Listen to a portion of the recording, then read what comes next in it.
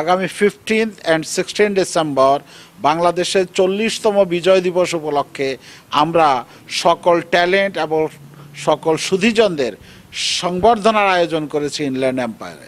তো আমরা সকলকে অভিনন্দন জানাচ্ছি, দলমত নির্বিশেষে সবাই আগামী বাংলার বিজয় বহরে অংশগ্রহণ করবেন এবং একে সাফল্যমণ্ডিত করে তুলবেন। আসসালামু আলাইকুম, আমি কুদ্দুস খান বাংলা নিউজ টিভির থেকে বলছি। আমরা কিং পারপেটের সামনে আসছি, এখানে একটা পার্টিতে অ্যাটেন্ড করতে আসছি। এখানে ইসমাইল সাহেবের সঙ্গে দেখা।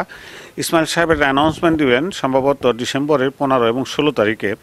উনি ওনার যে বিজয় বহরটা ছিল, গত বছর আমরা সাকসেসফুল বিজয় বহর করেছিলাম, আপনারা জানেন। আমরা প্রায় 300 মাইলের মতো ড্রাইভ করেছিলাম। এবার সে বিজয় বহরটা শুরু হতে যাচ্ছে সান বার্নার্ডিনোতে। উনি তার একটা অ্যানাউন্সমেন্ট দিবেন। ইসমাইল ভাই, থ্যাংক ইউ ভেরি মাচ। আপনি কি অ্যানাউন্সমেন্ট দিবেন বলেন?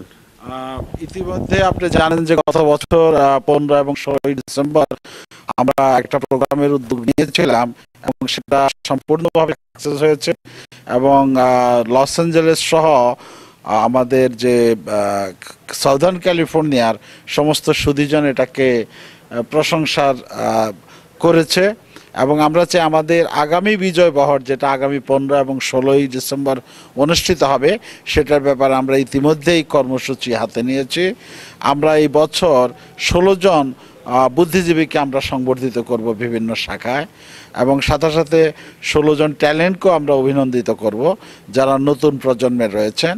তো আমরা চাই যে সর্বদিক থেকে ইনল্যান্ড এম্পায়ার এবং লস অ্যাঞ্জেলেস সহ অরেঞ্জ কাউন্টি এবং আশেপাশের সমস্ত কাউন্টির বাংলাদেশি প্রবাসী ভাইদের কাছে অনুরোধ, তারা সবাই যাতে এবার আমাদের এই মোটর শোভাযাত্রা বাংলার মোটর শোভাযাত্রা, এটাকে আমরা বাংলার বিজয় বহর বলছি। এটা বিজয় দিবসে এবং আসলে হাজার বছর ধরে বাঙালিরা বিভিন্ন সময় বিভিন্ন কিছুতে বিজয়ী হয়েছে। এই বিজয়কে আমরা সবার মাঝে ছড়িয়ে দেওয়ার জন্য, বিশেষ করে প্রবাসী ভিন্ন ভাষাভাষীদের কাছে আমাদের বিজয়কে তুলে ধরার জন্য এই উদ্যোগ। গত বছর আমরা বাংলা টিভির বেশ সমর্থন পেয়েছিলাম। আমরা মনে করি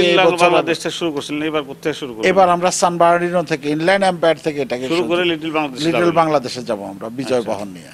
আমরা আশা করি আমরা সকলের সমর্থন পাব এই অনুষ্ঠানে।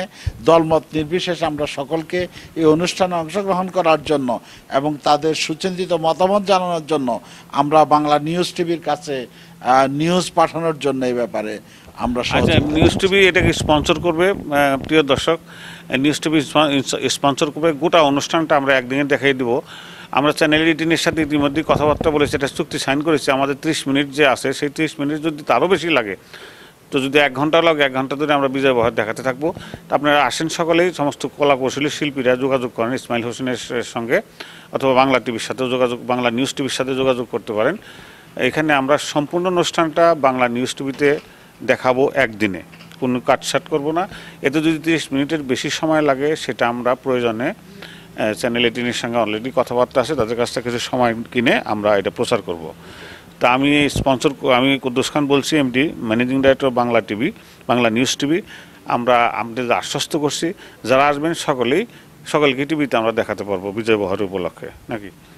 পাশাপাশি আমি মনে করি যে এখন থেকে আপনাদের প্রতিটি প্রোগ্রামে যদি আপনারা নিচে স্ট্রিপ লাইন দিয়ে দেন যে আগামী 15 and 16 ডিসেম্বর বাংলার বিজয় বহর, বাংলার ট্যালেন্টদের সম্মেলন, আমাদের যে নিউজটা যাবে বা অনুষ্ঠানটা যাবে, সেখানে সাবটাইটেলে